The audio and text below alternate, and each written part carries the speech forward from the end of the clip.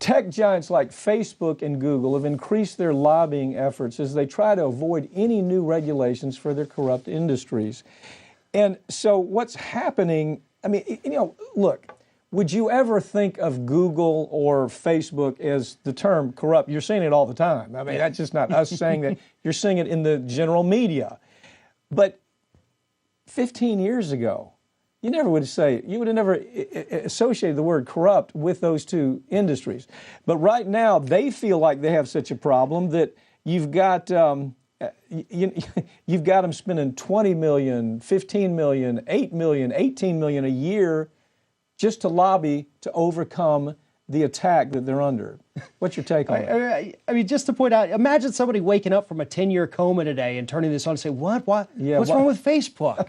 But it is that, and they understand it, as does Google, as does Microsoft and Apple. That's why all of their totals in lobbying for the last year have gone up. They understand that lawmakers from both sides of the aisle, this is a good bipartisan issue that they're trying to work on here. Yeah, they know that, listen, they're going to hit us with these antitrust laws because I'm Facebook. I'm a social media site. I'm a news organization now. I'm an advertising agency. I am everything. And that can't exist under antitrust laws. Isn't Amazon a great example of that? Amazon is too, perfect. Where you've got these folks that are putting people out of business all over America right now for one thing or another. One thing we're really seeing is the news industry is going bust. Yeah. I mean, you've got Gannett laying off people by the hundreds. You've got BuzzFeed, great example. You've got Yahoo trying to figure out how are they going to hold on to the industry that they have. They really can't, because you've got Google and Facebook gobbling up, and Amazon gobbling up so much of the market out there. So as I look at this, there's two things they want to accomplish. When I talk about Google, or I talk about Facebook, or Microsoft. Microsoft, don't forget Microsoft, right, that is owns part of MSNBC. So what we're looking at is not just them fighting antitrust. They're fighting any effort to move towards regulatory at all. They don't want regulatory to come in and have anything to do with this. And I thought this is interesting. Maybe you can answer this real quickly. They say we have to spend money lobbying, and the question then becomes, what is it that they're lobbying? What is it that they're trying to accomplish? And the answer is obvious. We want to be bigger. We want to make more profits. And the old days of us being something that's so integral to social media is quickly disappearing. The Supreme Court has thrown out an appeals court ruling in favor of a woman's equal pay claim against a California superintendent because the liberal judge who authored the decision died before it was actually issued. RT correspondent Brigida Santos joins me now with the story. Brigida, tell us more about this unanimous Ninth Circuit ruling where they say, well, gee, he died before it came into effect, therefore we're going to reverse it. It's interesting precedent. Go ahead. Very, very interesting, Mike. Now, on Monday, the Supreme Court tossed out a 2018 ruling from the Ninth Circuit Court of Appeals, finding that employers cannot use a worker's prior salary to justify paying women less than men. That lawsuit was filed by a female teacher from Fresno against her superintendent after she found out that she was being paid less than her male counterparts. Now, the reason this decision was tossed out this week is because Judge Stephen Reinhart, who wrote the opinion, died 11 days before the ruling was actually issued. Reinhart's vote contributed to the 6-5 majority to uphold the 1963 Equal Pay Act, which abolished wage discrimination based on sex. In his opinion, Reinhart disagreed with the superintendent's claims that prior wages aren't solely based on sex, but in combination with other factors, stating, quote, allowing employers to capitalize on the persistence of the wage gap and perpetuate that gap would be contrary to the text and history of the Equal Pay Act, and it would weaken the very purpose for which the act stands.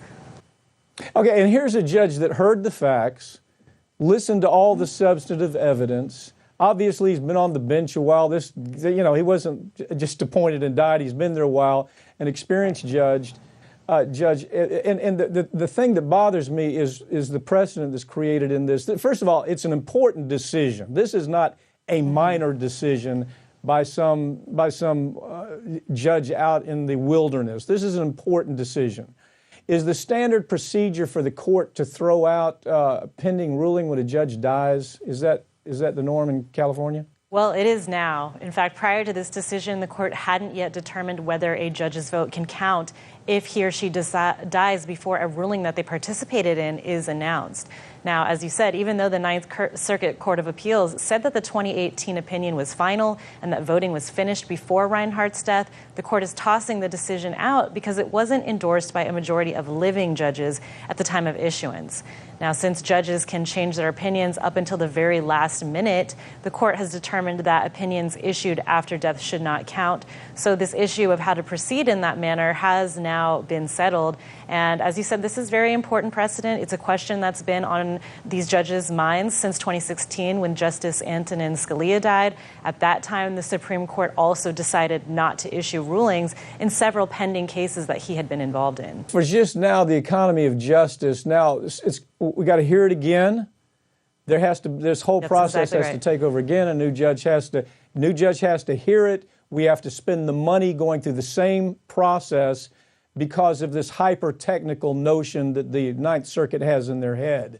More importantly, where does the equal pay claim go from here? I mean, we're starting back with square one again on a case that, again, is extremely important because it has to do with the way Americans are paid. We don't treat people different according to gender.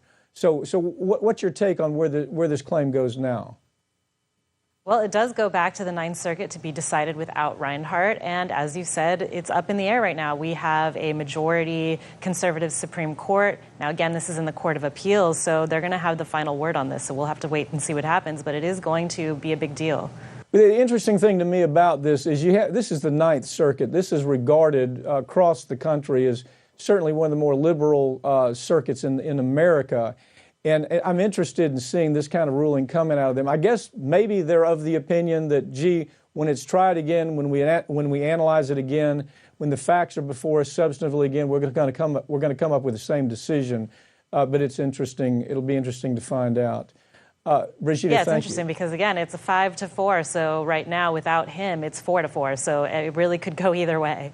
Thanks for this report. We'll keep up with it as it develops. Every year, 1 million hernia surgeries are performed in the United States. Unfortunately, some mesh implants that are used in these surgeries have caused complications, including infection and organ damage that led to surgeries to correct those problems. If this has happened to you, learn more about the hernia mesh lawsuit by going online to hernia.law or call us for a free consultation about your legal rights.